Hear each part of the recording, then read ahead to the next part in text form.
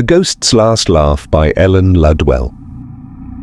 The last thing that old man Hardesty said to his lawyer, Horatio Pennypacker, was, "Get the ghost, understand? I want Killamuir Castle, of course, every stone of it, but the castle is no good without the ghost." The old multimillionaire looked at Pennypacker from beneath fierce brows and snarled, as always, "I don't care how you do it, just see that you do it. But don't come back without the ghost, Pennypacker." So that was that. When you have worked and served an old man for years, you learn not to cross him. Horatio Pennypacker went to Scotland to purchase Killamuir Castle and fetch it back to America piece by piece. Old Hardesty thought it would look fine overlooking the Hudson. He never dreamed that the ghost might not care much about American millionaires or the orders they gave. Poor little Pennypacker found out the hard way. He arrived at Killamuir on a gusty night. Snow was flinging down from the Highlands and it was black and cold. The castle, 900 years old, brooded like the sombre Gothic ruin it was.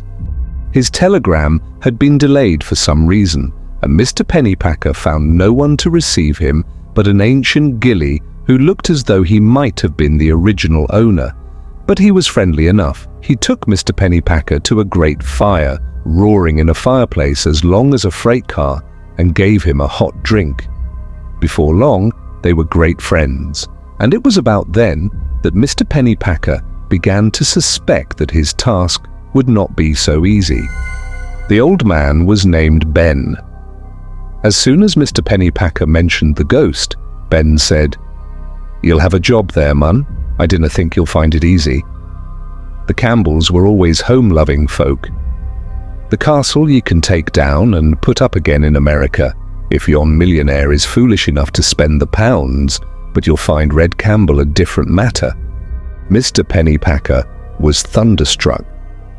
Such a possibility had never occurred to him, and he winced at the bare thought of cabling old Hardesty that they had a bulky ghost on their hands.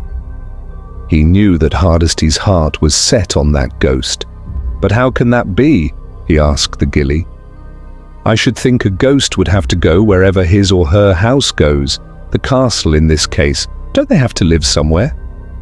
The gilly nodded and pulled at his caked briar pipe.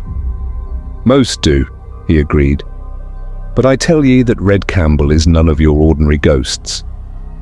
The old man pointed his pipe at Mr. Pennypacker. "Do ye ken the story of Red Campbell?" The lawyer nodded. "From the books, yes. He was famous, or do I mean infamous, here in the court of this castle, did he not?" The gilly nodded. "They did that. And that's the why of it, I'm telling ye. They didn't hang Red Campbell only once, you see. 3 times they hung him, and 3 times the gibbet rope melted in flames. Each time he got away to rob and murder some more poor folk. It was only when the Muir caught him that they finally did him in." Mr. Pennypacker was impressed. "The Muir? The builder of this castle?" There was a little silence while Mr. Pennypacker stared into the great fire. "What makes you so sure that the ghost of Red Campbell won't come to America?" "I dinna say I was sure," said Ben. "I said I dinna think it likely. You must understand that Red Campbell was a great man for gold, for silver too, for that matter, or even pennies." Mr. Pennypacker considered a moment. "You mean he is a miser? I never heard of such a thing. What use can a ghost have for money?" The old man prodded him gently with the pipe. "Use your wits, Mun. This is a Scottish ghost we're discussing." "Of course that makes a difference," agreed Mr. Pennypacker. "But to get back to the money, the loot, I suppose. Do you mean that Red Campbell has got all that wealth hidden somewhere in this castle?" Ben nodded. "That be the story, mister." The little lawyer crowed in triumph. "Then it's no problem, don't you see? We'll just move the castle and the money, and Red Campbell will have to come along or lose his gold. It's simple." Ben shook his head dourly. It's you that's simple, man. Red Campbell will never let you live to tear down the castle, much less find his hoard. And anyway, the tales have it that the gold is buried in the floor of the dungeons. Will ye take the earth also? Mr. Pennypacker's lips compressed into a thin line. In the dungeons, I see. He stood up determinedly. There's only one thing to do, Ben. I must talk to Red Campbell immediately. We can settle this thing man to, ghost. Ben pointed to where an archway yawned blackly.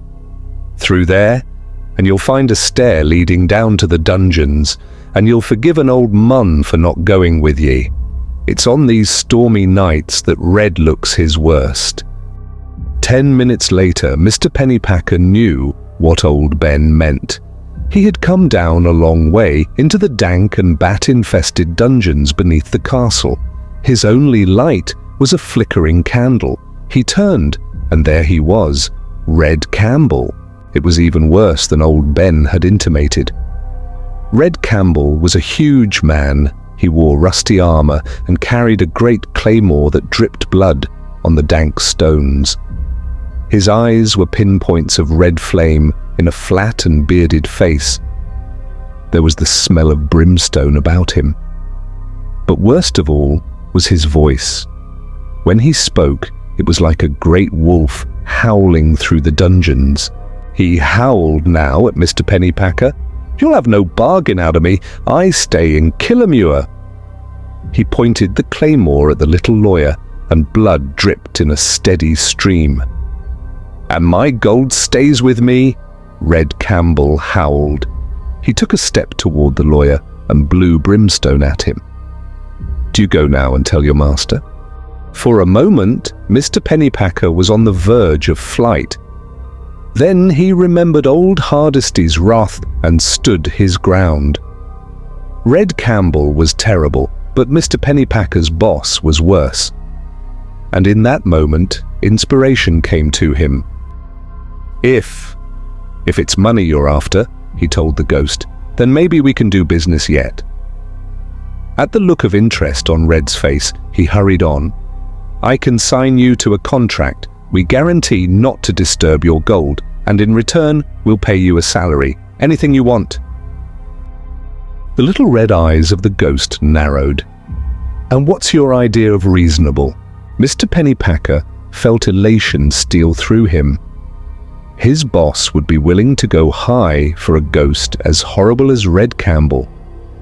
Still, he felt caution growing in him. No use throwing money away. Let's say 100 a week in expenses, he told the ghost. At the look on Red Campbell's face, he added hastily, and you're bored, of course. All the blood you can drink. Red Campbell sat down on an ancient beheading block and moaned. And it's me they call the robber, he said. He looked at Mr. Pennypacker savagely and brandished his sword. Look at me, he shouted. Did you ever see anything more disgusting, more horrible, bloody sword and all? Mr. Pennypacker shuddered. No, I never did, Red Campbell, but how about it? Will you come to America? Red Campbell seemed to grow even larger. His face turned black, and sparks flew from his eyes. For that kind of pay, you think I'll go quickly, man? Is it a bargain? It was too much, and Mr. Pennypacker knew it.